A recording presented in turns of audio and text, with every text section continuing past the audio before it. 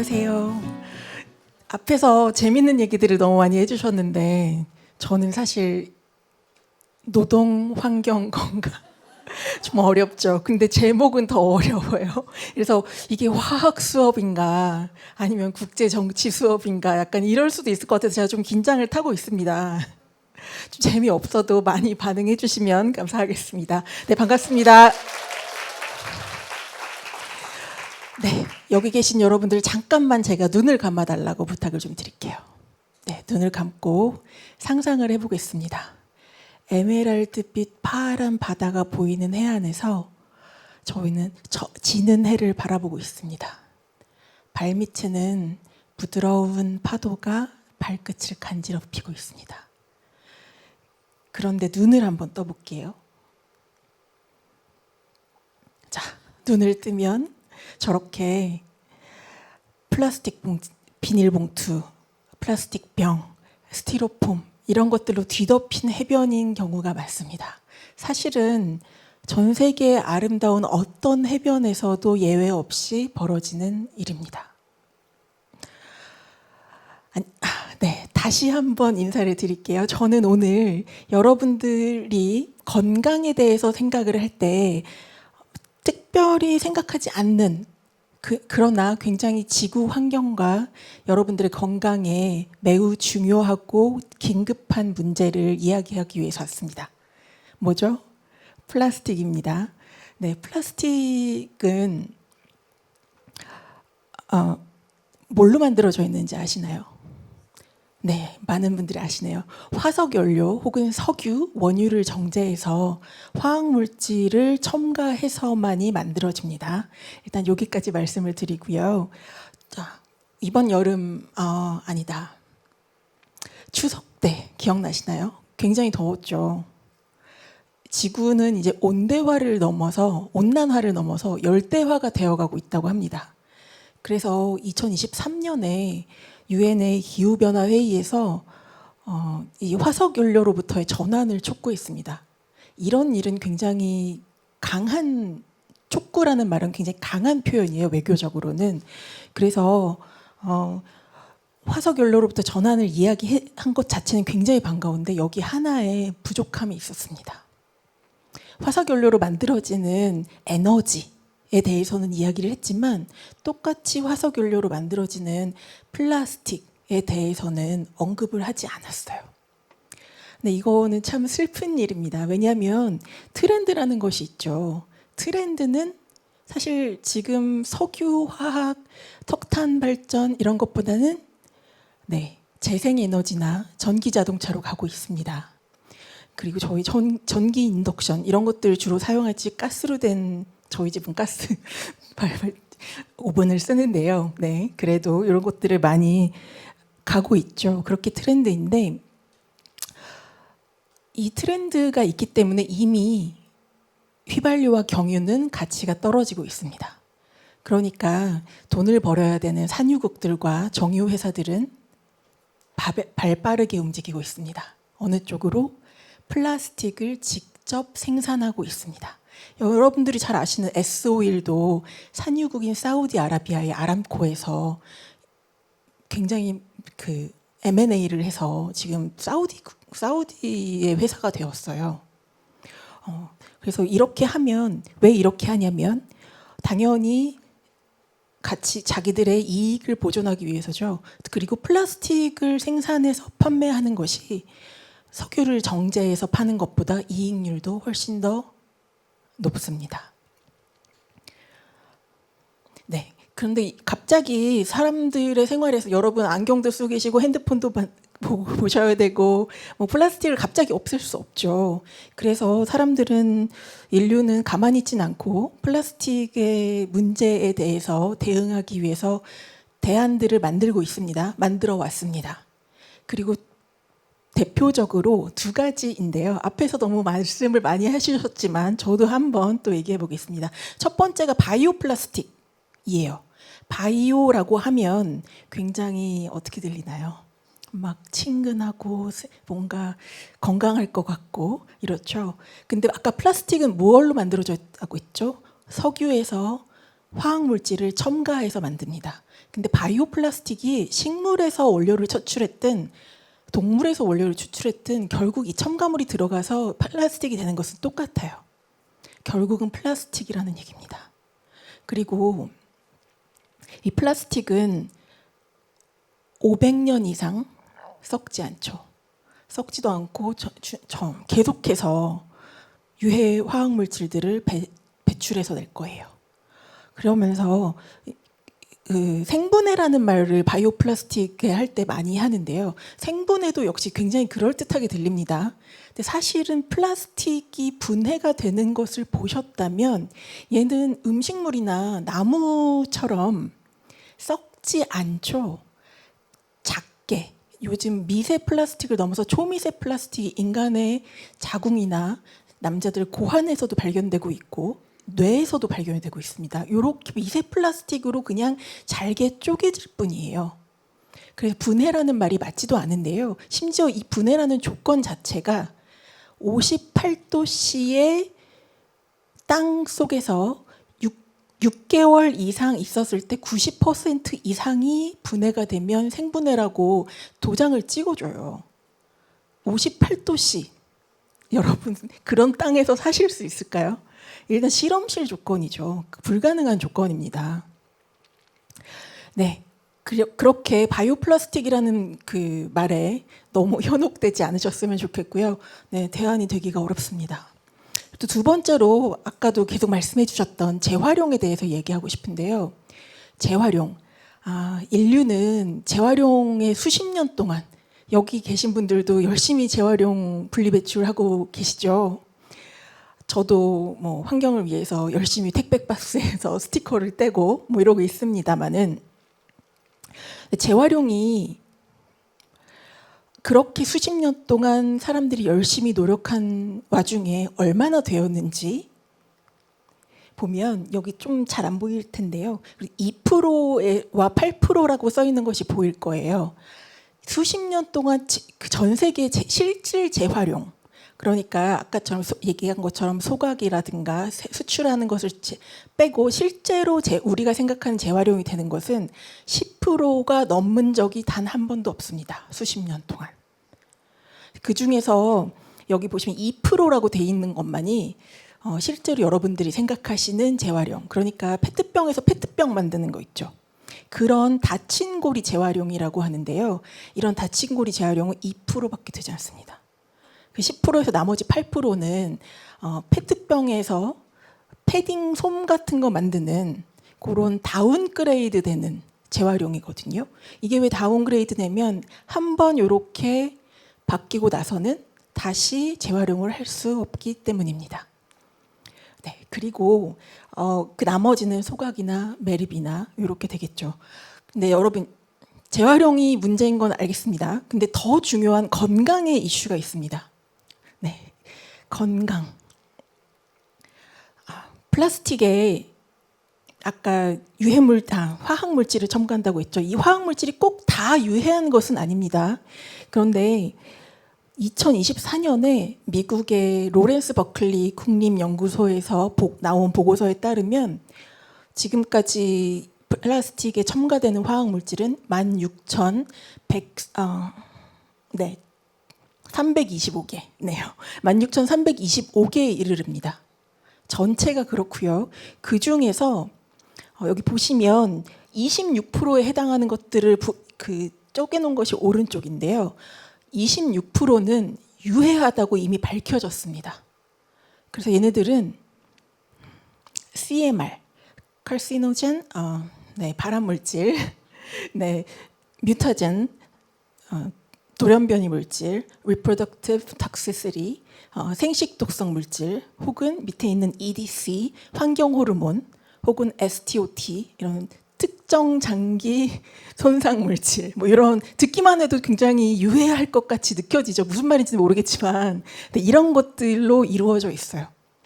그리고 나머지 그 중에서 161개, 그러면 1%가 안 됩니다. 그것도 지금 확실하지 않은 정보에 근거해 있다고 써 있는데요. 이것들이 안전하다라고 일단 밝혀져 있어요. 그럼 나머지 대부분을 차지하는 66%는 어떨까요? 어떨까요? 66%는 아직 누구도 아무것도 모릅니다. 그냥 밝혀지지 않았어요. 과학적으로. 그러면 얘네들이 과학적으로 밝혀지지 않았을 때 유해하지 않은가요? 안전한가요? 그렇지 않죠. 그리고 얘네들을 재활용하면 갑자기 얘네들이 없어질까요? 오히려 더 축적이 되겠죠. 그래서 건강 차원에서 얘기하면 재활용이라는 것은 사실은 유해 화학 물질을 순환시키는 것밖에 되지 않습니다. 네, 좀 암울한 이야기지만 재활용 열심히 해도 이런 것들을 바로잡지 않으면 문제가 해결되지 않는데요. 그랬을 때 우리가 네, 다시 돌아가 볼게요. 그러면 우리가 보통 생각하는 재활용은 또 이런 거죠. 아까 말씀드렸던 페트병에서 페트병 혹은 페트병에서 솜으로 되는 것. 이런 것들은 물리적 재활용이라고 합니다. 돈과 에너지가 별로 많이 들지 않아요. 그런데 많은 석유화학 업계와 정부나 이런 곳들에서 주장하는 재활용은 이런 것을 의미하지 않습니다. 우리나라도 세계 4위의 플라스틱 생산 국가거든요. 그래서 석유화학업계에 굉장히 많은 보조금을 주면서 대형 재활용 설비에 투자를 하라고 보조금을 주고 있습니다. 그것에 저렇게 돈 안 들어가는 짜치는 플라스틱 재활용 이런 거를 돈을 들이는 게 아니라 네, 여러분 뉴스 기사에서 플라스틱으로 기름 짜낸다 이런 거 간간히 나오는 거 기억하실 거예요. 플라스틱에다가 열을 가해서 얘를 다시 원료로 되돌려서 사용한다라는 건데요. 여기는 사실 소각이랑 다를 바가 없습니다. 많은 분들이 아까 소각 극혐하신다고 했는데요. 많은 유해 물질을 방출하고요. 에너지가 엄청나게 들고요. 온실가스를 어마어마하게 만들 수밖에 없습니다. 그래서 2022년 바로 2년 전인데요. 2년 전에 UN 환경계획에서 UNEP라고 하는데요. 거기서 156개국이 전원 만장일치로 플라스틱에 관련된 법적인 국제 협약을 만들기로 했습니다. 법적인 구속력이 있는 국제 협약을 만들기로 했습니다. 그 전에 이미 몇십 년 전부터 지구에는 3가지 위기가 있다라고 얘기를 했어요. 그래서 첫 번째는 기후 위기, 두 번째는 생물종 다양성 감소, 그리고 세 번째가 환경 오염입니다. 그런데 이 3가지를 이제 해결하기 위해서 뭐 들어보셨을 거예요. IPCC 혹은 IPBES 뭐 이런 것들을 전문가 패널을 통해서 해결하려고 조언을 받고 분석을 하고 전망을 듣고 현황을 이야기를 하고 있습니다. 그런데 이런 것들만으로 당연히 되지 않기 때문에 이 3가지의 플라스틱 위기의 근본적인 원인이 되는, 그리고 뭐 모든 원인이라고는 할 수 없지만 그런 플라스틱과 플라스틱 오염을 해결하기 위해서 지금 아직 이름이 성안이 되지 않아서 이름이 있지는 않아요. 그래서 그냥 글로벌 플라스틱 트리티 혹은 줄여서 요즘 핫한 그것과 비슷한 GPT라고 부르기도 하고요. 네, 뭐 국제 플라스틱 협약이라고 한국말로는 부릅니다. 그것을 만들기로 했습니다. 그래서 이렇게 시작이 됐는데요. 이거를 2년 안에 만들기로 했어요. 2022년에 시작했으니까 올해 마무리를 지어야 됩니다. 보통 이런 국제 협약들은 짧아도 7년, 길면 15년 정도까지 협약 마무리하는 데 시간이 걸립니다. 그런데 이렇게 2년만을 제시했다는 건 그만큼 중요하고 급박한 문제라는 뜻이겠죠. 그래서 지금까지 2년 동안 굉장히 빠르게 1차부터 4차까지 정부 대표단들이 모여서 정부 간 협상위원회를 개최를 했습니다. 그리고 아까 말씀드렸던 니나도 저기에서 제가 여러 번 만났고요. 그런데 이 마지막 협약이 돼야 되는, 마지막 협약이기를 바라는 제5차 정부 간 협상위원회가 우리나라 부산에서 11월 25일부터 12월 1일까지 열립니다. 사실상 4차까지 협약의 진행이 협상의 진행이 그렇게 원활하지 않았어요. 제가 좀 전에 마지막 협약이 진행되기를 바라면서 라고 말씀드렸죠. 안 될 수도 있다는 뜻입니다. 네, 안타깝지만. 그리고 그렇지만 그것이 성안되기 위해서는 두 가지 정도의 방법이 있습니다. 하나는 협약을 뼈대만 만들어 놓고, 중요한 뼈대를 만들어 놓고 나머지는 그 이후에 만들 협정서나 의정서 같은 데다 넘기는 방법입니다. 그것은 Framework Convention, 네, 뼈대 협약 이렇게 부릅니다. 그리고 두 번째로는 협약에 중요한 원칙이나 조치들을 모두 다 넣어놓고, 그리고 그것을 세세하게 부속서에 디테일한 것들을 다 넘기는 방향이에요. 이거는 Specific Convention, 특정 협약계라고 부르는데요. 이런 것들은 사실 그 둘 다 장단점이 있습니다. 뭐가 더 좋다 나쁘다 제가 얘기를 할 수는 없어요. 그렇지만 이 협약이 플라스틱을 규제하기 위해서는 꼭 들어가야 될 원칙이 있다고 저희는 시민사회와 저희들은 주장하고 있습니다. 자, 들어보실까요? 동의하실 수 있으실 것 같습니다.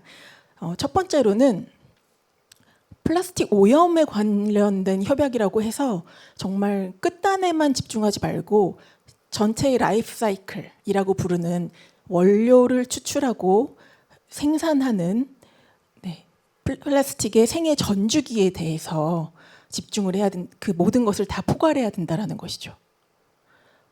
두 번째는 아까 얘기했던 재활용이나 대체 물질 같은 그런 기술적인 문제를 집중하는 것이 아니라 전반적인 플라스틱 생산을 감축해야 된다. 네, 수도꼭지를 잠그자는 것이죠. 나중에 부산에 오시면 플라스틱 협약할 때 오시면 저 수도꼭지를 보실 수 있습니다. 네, 그리고 유해 물질들이 아까 굉장히 많다라고 했잖아요. 유해할 수 있는 물질들이 굉장히 많은데 그것이 유해하다라고 땅땅 이렇게 결정될 때까지 기다릴 수 없습니다. 저희는. 그래서 플라스틱에서 유래한 화학 물질들이 그냥 하나하나 꼭 유해하다는 것이 밝혀지지 않더라도 그 군에 속하는 것들이 그룹 단위로 유해한 것은 그냥 하나로 보고 규제하고 제한하자라는 것이고요. 그리고 사람에 관한 것이 있습니다. 당연히 제일 중요한 것은 사람이죠. 플라스틱 규제에 영향을 받는 가장 많은 사람들은 첫 번째는 플라스틱 생산시설 같은 데 종사하는 노동자들, 두 번째는 폐기물 관리하시는 분들, 그리고 이런 플라스틱들이 어디로 모이는지 아시죠? 극지방이나 태평양 섬 같은 데 많이 모이거든요. 이런 분들에게 제대로 살 수 있도록 이제 그냥 어느 순간 플라스틱 끝 이렇게 한다고 되지 않죠. 그래서 그런 분들이 제대로 될 수 있도록, 제대로 살아갈 수 있도록 just transition, 정의로운 전환을 해야 한다는 것입니다. 네, 저희는 이미 국제환경협약에서 성공한 경험이 있습니다. 일단 미나마타 협약이라는 것을 통해서 수은이 생산되고 사용되고 배출되는 것을 상당히 막아서 피해를 방지를 했고요. 몬트리올 의정서를 통해서 프레온가스 규제했죠. 그래서 오존층 두꺼워졌다. 이런 뉴스를 들으셨을 거예요. 이런 성공 경험이 있습니다. 자, 2024년 11월에 저희는 선택의 기로에 놓여 있습니다. 플라스틱으로 뒤덮여진 지구를 만들어 나갈 것인가? 아니면 인간과 모든 생명체가 건강한 지구를 되찾을 것인가? 자, 이것을 위해서 선택은 여러분들이 하는 것이고요. 2024년 11월 25일 그 전 23일에 부산에서 기후정의 행진과 같은 많은 분들이 모여서 하는 행진이 예정되어 있습니다. 여러분들 부산에 한번 놀러 오셔서 행진에도 함께 하시고 국제 플라스틱 협약 관련해서 많은 관심 부탁드리겠습니다. 감사합니다.